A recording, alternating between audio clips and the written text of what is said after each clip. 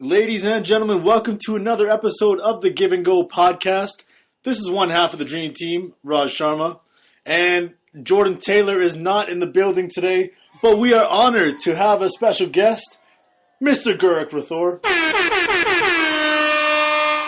How you doing, man? Tell the pod a little bit about yourself. Doing good, man. My name's Gurek, Raptors fan. Yeah. Also into football, Giants fan. Don't say that proudly right now, but... Yeah, you don't want to say that too loud, man. Y'all made some questionable moves this offseason. It's a good thing it's a basketball podcast, not an NFL podcast. Yeah, that's right, man. So, your Giants have had some bad news, but you know who else has had some bad news this year? Mr. LeBron James. Nah. LeBron James has had a bit of a rough time the last couple weeks. Not only were the Lakers eliminated from the playoff contention by D'Angelo Russell and the Brooklyn Nets. That was hurtful as a Laker fan. But on top of that, latest news coming out today is that LeBron James is having trouble recruiting star players to star with him in his upcoming movie Space Jam 3. Gurek, what's going on with LeBron James, man? And man, don't forget, he just came out with that quote saying he's very confident players will come out and want to play with him. And right after, pretty much the next day, comes out that no one wants to film Space Jam with him, which is pretty interesting. Yeah, and I accidentally said Space Jam 3. I meant Space Jam 2. Space Jam 3, we're still waiting on when Kobe Bryant's available to film that one. But for Space Jam 2, do you think this is an indicator of what's going to be coming and for the Lakers in free agency this summer? You know what? I don't see any free agents signing with Los Angeles. You don't think so? No, I really don't think so. If anything is going to be through a trade, maybe Anthony Davis, something like that, Bradley Beal even. Yeah, they got to do something, man. Yeah, I mean, LeBron's he's too good for players to come play with him. Oh. They know they're going to take a back seat. What? Okay, you think that's what it is? I know that's what it is. You know nobody wants. They're hating on the king. Well, you think it has anything to do with the reason, LeBron James trying to trade half his teammates every year? You think that might have something to do with it? I think that was magic. You think it was magic? Who's president of basketball operations, yo? LeBron James. Come on. Like, we all know LeBron. Coach, GM, player. Yeah, see, you know what's up. Wherever LeBron goes, coach, GM, player, like assistant coach, ball boy, he's got it all covered, man. So, I don't know, man. Lakers, it's a tough time in Lakerland. Do you see any of the big potential free agents? I know there's word about Kawhi, people talking Jimmy Buckets. We got other free agents, Kemba Walker. Do you think any of these guys are going to come sign in LA? I don't think a top tier free agent will, but the second tier guys like Vucevic, Middleton, even like Kemba Walker, I guess is technically a second tier star. You consider him second tier? I consider him second tier. He's not that like MVP caliber. Okay. Team changing type player. Yeah, for the sake of Kemba, I hope he leaves Charlotte this year. Oh, yeah, I do too. Sorry to any Charlotte fans that might be listening that might not exist, but he's had man. What's the best teammate they've put around him since he's been in Charlotte? Like, can you even Dwight Howard? Like busted Dwight Howard? Nick Batum. Yeah, man. Like, I think he deserves better. For me personally, I think the only star that might go to LA is somebody that kind of he enjoys the drama as well. I think Jimmy Butler would be the only star that would be willing to go to LA to play with LeBron because, Jimmy loves that drama too. You saw what he did in Minnesota, man. Well, I don't know if you remember when he initially asked for the trade from the Timberwolves, it came out that he wanted to go to places like New York and LA. Yeah. So my prediction for Jimmy Buckets is the Brooklyn Nets. The Brooklyn Nets. With them on the verge of playoffs this year without him and having like a growing team with D'Angelo and Spencer Dinwiddie. I think it's a very attractive market for a guy like Jimmy. Yeah, it could be a nice fit. Well, good luck to LeBron. We hope you find somebody to join you with Space Jam. I hear Isaiah Thomas still trying to collect them checks, so we can... His chance has already been taken by the Monster. Oh, no. All right, before we get roasted by Isaiah Thomas fans, let's give and go.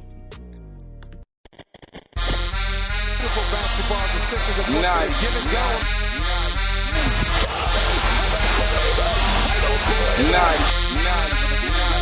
NBA, give and go.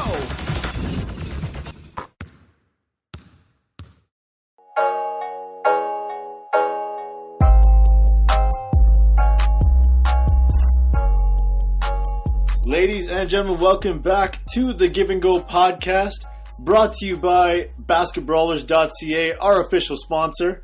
I'd like to remind everybody that the podcast is available on iTunes, Apple Music, Podcast Addict. We're available on SoundCloud and on YouTube and anywhere where you find your very favorite podcast. Don't forget to subscribe and follow us. We'll be giving you more content from now on.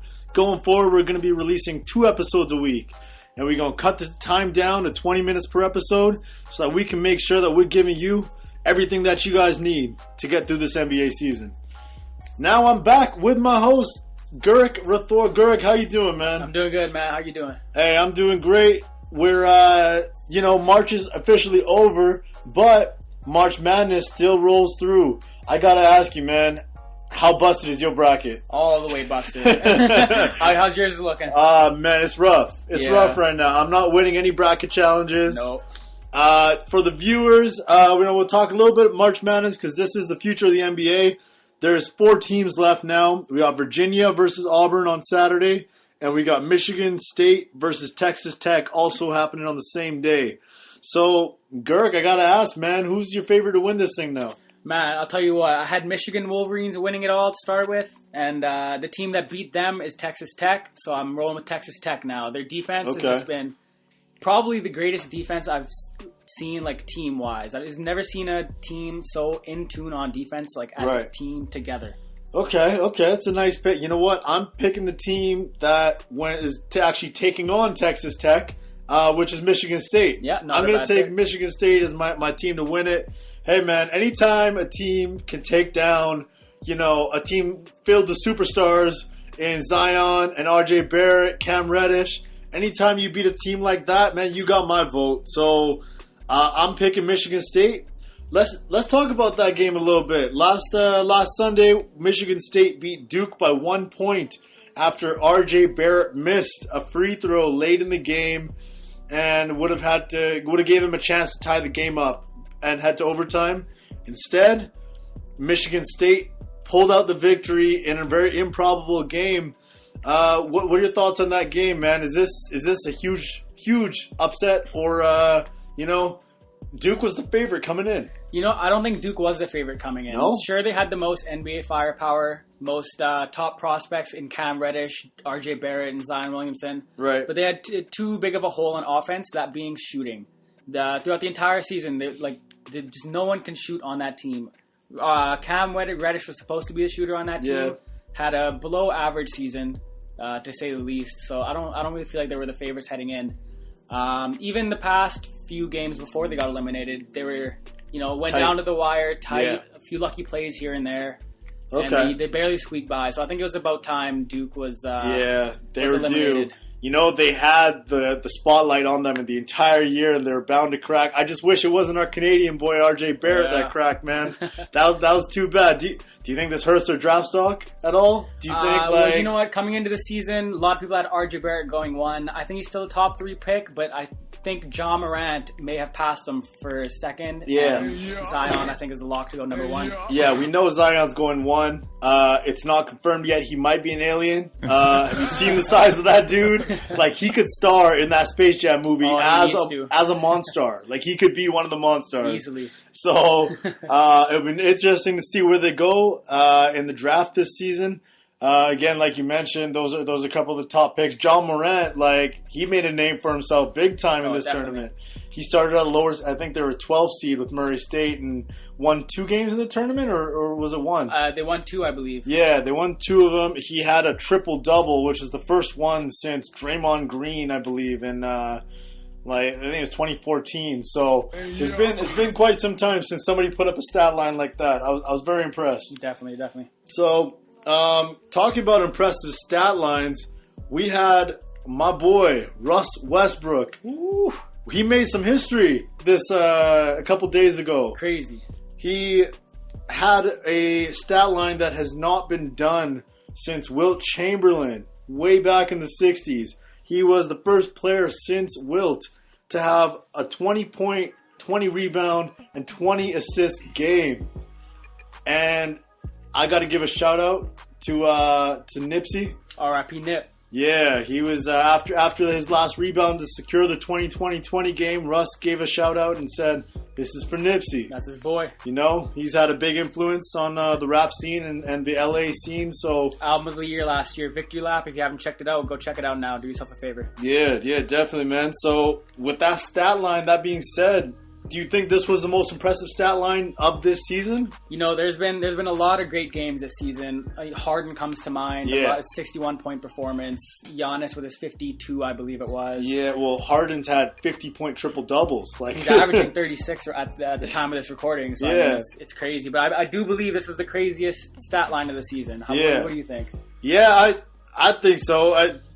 Like even NBA players when they're tweeting about it, like everyone's like, he really just put up a 20-20-20 game, you know. And Russ is my favorite player in the league. I don't know if you knew that about me. Did not. Yeah, if I could play like an NBA player, I would play like Westbrook. That's my guy. A lot of people want to bring up his poor shooting percentage that night. I believe he went 5 for 18 or something around those lines. But, you know, anytime a player can get 20, 20, and 20, that's just a crazy stat line. Just to put it into perspective, there have been more quadruple doubles in the NBA than there have been 20, 20, 20 games. Yeah. Which is just insane. Ooh, Gurek dropping that knowledge to let the people know.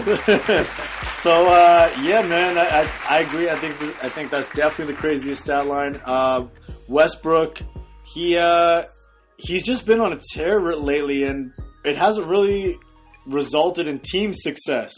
The Thunder, as we speak, I believe, have fallen down to the 8th seed in the Western Conference, and that's not looking good for their playoff hopes. Do you think if they're matched up against the Warriors, do you think they have any chance of completing that 8-1 upset? I mean, if you're in the playoffs, you always have a chance. Everyone has a puncher's chance, but realistically, I don't believe they will get past them. Yeah. Especially not in the first round. Yeah. In Oracle Arena. Especially the way they've been playing recently, too. Especially, and Golden State. You just heard the news about Steph Curry. I wanted to get your input about this, too. Because it was just revealed that Steph Curry has been playing his entire career with poor eyesight. He's had blurry vision. Dude hasn't even been able to see this entire time. And he just got contact lenses for the first time in his career, and he says that he can now officially see the hoop. Gurek, as a fellow baller who wears glasses while you play, how big is this, man? How big of a deal is this? Yeah, man, I'll tell you, as a shooter that played blind basically for a number of years, and then discovered contacts and could all of a sudden see the hoop, it makes a world of difference. Yeah. Steph Curry, already one of the, if not the greatest shooter of all time. I would say he's the greatest shooter of all time. Yeah, and he did that blind, which is crazy. I'm expecting 40-point outages every night, shooting 70 to 80% from the three-point line now. Oh my God, you heard it here first. That's a hot take by Gurek. like I think there was a tweet that went out that said this is basically like adding a scope to a gun. Yeah, man. Kuzma tweeted that out, I believe. Yeah, you're giving a scope to a sniper already, man. So the NBA better watch out, man. This could be some bad news. So quickly moving on to the very last topic of the day. This is an interesting one, man. So the playoff race out west has been set for some time. The top 8 has been locked in, but there is a crazy development going on in the Eastern Conference. Right now, we have 5 different teams fighting for 3 remaining playoff spots. Detroit sits at the 6th seed, Brooklyn at 7, the Orlando Magic at the 8th seed. Shout out to Rack. He, our resident Orlando Magic fan and social media coordinator. So yeah. Jordan shares the same thoughts about the Orlando Magic as you do. So we got the Miami Heat sitting at 9th place currently, a half game out of the 7th seed, and then the Charlotte Hornets still hanging on for dear life with the 10th seed right now. So between 6 to 9, there's a 1-game difference. So that is not set whatsoever. So, of these teams, you know what? I'm going to eliminate Charlotte right from the get-go. Yeah, I believe that's a safe choice. Yeah, I don't think they really have a shot at this. So, out of Detroit, Brooklyn, Orlando, and Miami, who do you think is in? Who gets out, man? Who do you think is not going to make the cut here for that last playoff spot with 5 games remaining in the season? Well, I think Brooklyn's definitely going to make it. Okay. D'Angelo's been balling. They're getting some of the injured guys back. Chris LeVert's playing at, a near all-star level again. So I think they're locked to get, I believe, 6 seed. The thing is, they've got a tough schedule. They play the Bucks, the Pacers, and then the Heat for the last 3 games of the season. But you got to remember, Raj, when the season winds down, a lot of these stars start to rest, and these teams start to coast a little bit. Okay, yeah, it'd be interesting to see what happens with that one. So who's out then? Who do you pick as being out? So Brooklyn's definitely in. Okay. I think Detroit will get 7th seed. You have Drummond and Blake Griffin. Even with the injuries? Even with the injuries. Dwayne Casey's a good regular season coach, as we know as a Raptors fan. Yeah. So I believe they'll be able to pull it off. And then as the last entry into the playoffs as 8th seed, I believe it will be the Miami Heat. Ooh. Eliminating the Orlando Magic. Uh-oh. TNT, it recently came out that they're not going to pick up Dwayne Wade's final regular season basketball game, so you need to see him in playoffs in the A seed. Yeah, that's kind of surprising that they would go away from that game to show, what was it, a Celtics Milwaukee, I think, on the last day. Celtics Milwaukee? I thought it was Celtics versus the Wolves. Let me just fact check you real quick. It was Celtics versus Wizards. And that's even worse. That's even worse. So I don't know what. Maybe they have the inside scoop from Adam Silver. Maybe they're rigging it so the Heat are definitely making the playoffs. We never know, man. These refs are wilder these days. So I hear what you're saying, and although it is improbable, I think that the Pacers will make it because they have the easiest schedule of these teams. The Pacers are a lock. I think that they play OKC. Pistons. Sorry. I meant Pistons. I was saying Pacers. Indiana is already qualified for playoffs. Yeah, they're fighting for that 4 seed. I meant to say I think the Pistons are a lock to make it. They play OKC, Charlotte, Memphis, and New York to close out the season. That's a pretty easy schedule. I think the Orlando Magic will make the playoffs. They've got Atlanta, Boston, and then Charlotte for the last 3 games of the season. By no means are those easy games. Atlanta's been playing real well. Ice Trae making his case for Rookie of the Year. We'll talk about that on another pod. And then the final playoff seed, I think, will go to the Miami Heat.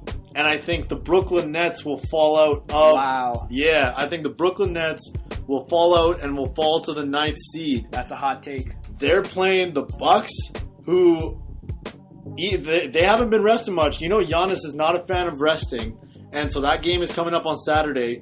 They then play Indiana, who is fighting. They're tied with the Celtics right now for home court advantage. They need to win every game to get that home court. And then they play Miami in the very last game of their season. So it's going to come down to who wins that Miami-Brooklyn game to me. Yeah. If Miami beats Brooklyn, I think they could get in, which I think will happen. So let's see what happens down the stretch, man. It's going to be an exciting last couple days of this regular season. Yeah, and Detroit is very interesting to me because I don't know if you noticed, but they've been resting Blake Griffin the past couple games. He's been injured. He's got a knee injury. Oh, really? Knee injury. I believe they're just resting him for playoffs. You think so? I think they're tanking games to try to force the first round matchup with the Raptors. Oh! Sweeping the season series. I think they're a little too confident heading into the playoffs. Oh, okay. Trying to, shake up the standings a bit. Oh, they better be careful or, they'll be knocked out of playoffs. So we'll see what happens there. Yo, Dwayne Casey playing with fire if he thinks he's trying to match up with the Raptors right now. Yeah. Yo, you never know, but they're one game out of the playoffs. Dwayne Casey been talking a lot of smack in the media about the Raptors still.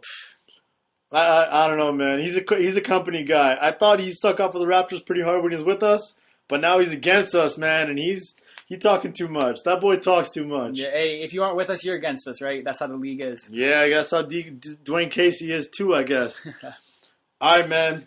That's all the time we got on the pod for this episode.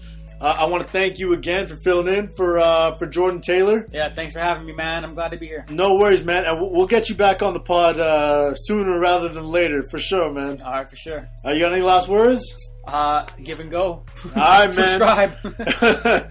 All right. So this has been another episode of the Give and Go podcast with your host, Rajan Sharma, and my co-host for today, Gurek Rathore. Special shout out to Jordan Taylor, who could not be with us today. We'll see you on the next one, bro. But I just want to remind y'all that you can find us on Apple Music, SoundCloud, YouTube, Podcast Addict, and anywhere else where you get all of your podcasts from. We've given you the information. Now go do something with it. Say give and go. Give and go. And we out. Yo. What do you think?